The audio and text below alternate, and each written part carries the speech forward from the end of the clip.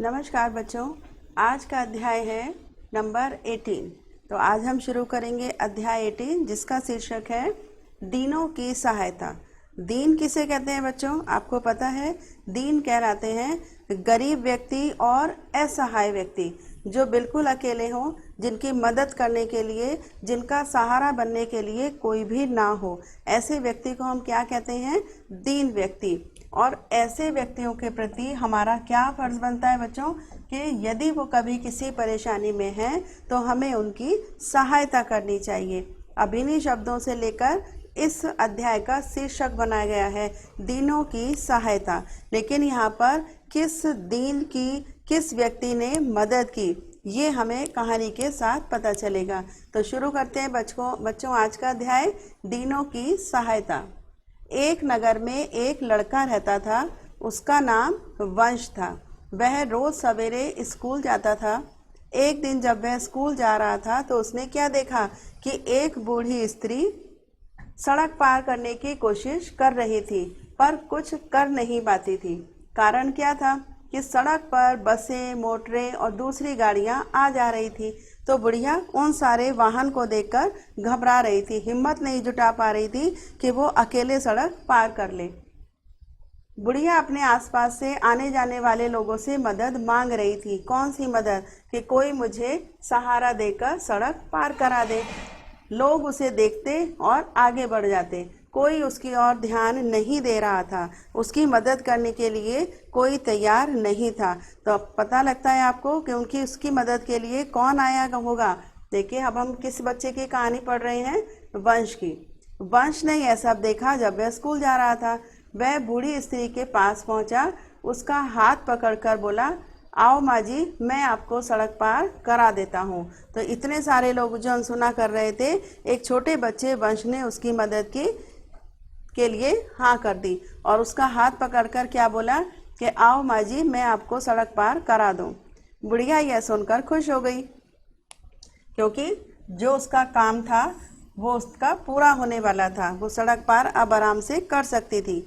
उसने कहा, बेटा तुम बहुत अच्छे हो, मैं बहुत देर से मदद मांग रही हूँ पर कोई मेरी बात नहीं सुनता। तो ये था बच्चों दीन व्यक्ति, यानी असहाय बूढ़ी माँ खड़ी थी और कोई उसकी मदद नहीं कर रहा था। लेकिन किसने मदद की? वंश ने। तुम मुझे उस पार पहुँचा दो, भगवान तुम्हारा भला करेगा। ये किसने कहा? बूढ़ी माँ ने।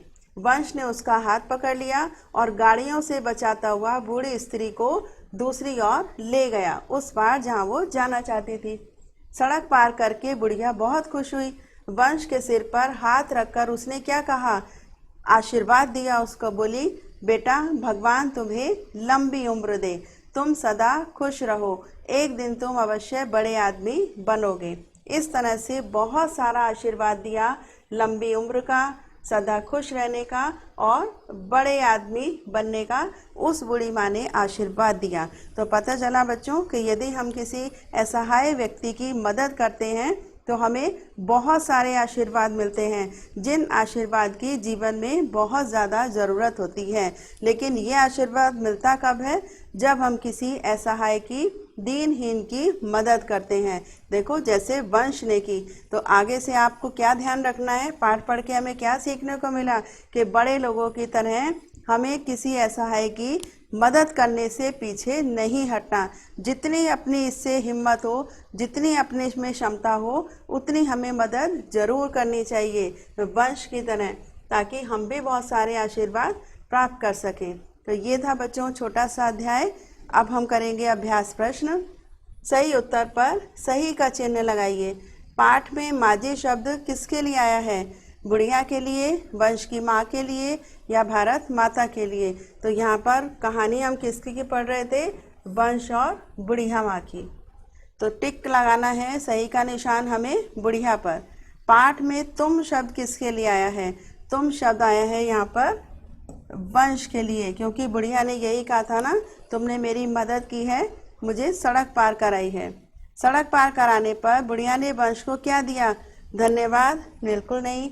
इनाम? ये भी नहीं। उन्होंने दिया था ढेर सारा आशीर्वाद। नेक्स्ट प्रश्न देखिए, किसने कहा, किससे कहा? आओ माँ जी, मैं आपको सड़क पार करा दूं। लाइन पढ़ने के बाद ही हमें पता चल रहा है। आओ माँ जी किसने कहा था ये? वंश ने। और किससे कहा था? बुढ़िया माँ से।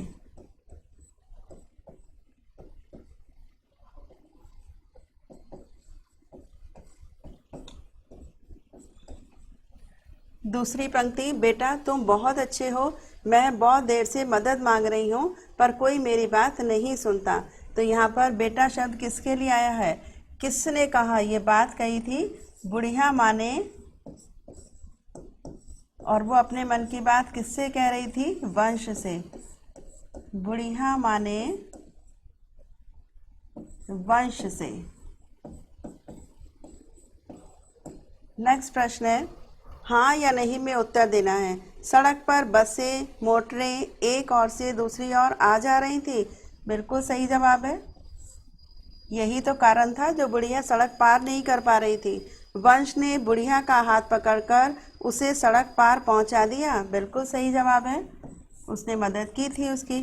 नंबर 3, बुढ़िया ने वंश से कहा तुमने ठीक नहीं किया।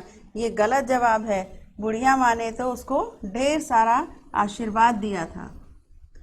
नेक्स्ट प्रश्न है, निम्नलिखित प्रश्नों के उत्तर दीजिए। वंश ने स्कूल जाते समय सड़क पर क्या देखा? कि एक बूढ़ी स्त्री सड़क पार करने की कोशिश कर रही है परंतु वो नहीं कर पा रही। लोग बूढ़ी स्त्री की ओर देखकर क्या कर रहे थे? उसकी मदद करने के लिए तैयार नहीं हो रहे थे, उसको देखकर अनदेखा कर रहे थे। बुढ़िया सड़क पार क्यों नहीं कर पा रही थी? क्योंकि सड़क पर मोटरें और गाड़ियां आ जा रही थी। वंश ने बूढ़ी स्त्री से क्या कहा? उसने कहा आओ माँ जी मैं तुम्हारी मदद करता हूँ, मैं तुम्हें सड़क पार करा देता हूँ। सड़क के पार पहुंचकर बुढ़िया ने क्या किया? उसे बहुत ढेर सारा आशीर्वाद दिया। क्या कहा? लंबी उम्र का आशीर्वाद दिया और बहुत बड़े आदमी बनने का उसको आशीष दिया। तो ये था बच्चों आज का अध्याय, जो किसी दीनहीन की सहायता करने के बाद वंश ने उसकी मदद की और ढेर सारा आशीर्वाद प्राप्त किया। कहानी पढ़कर हमें क्या सीख मिली? हमें भी हमेशा अपने से बड़ों या असहाय व्यक्ति की मदद जरूर करनी चाहिए। जितना प्रयास हम कर सकते हैं उतनी मदद तो हमें ज़रूर करनी चाहिए। ये था बच्चों आज का अध्याय। कल फिर मिलेंगे एक नए अध्याय के साथ। तब तक के लिए हैप्पी लर्निंग।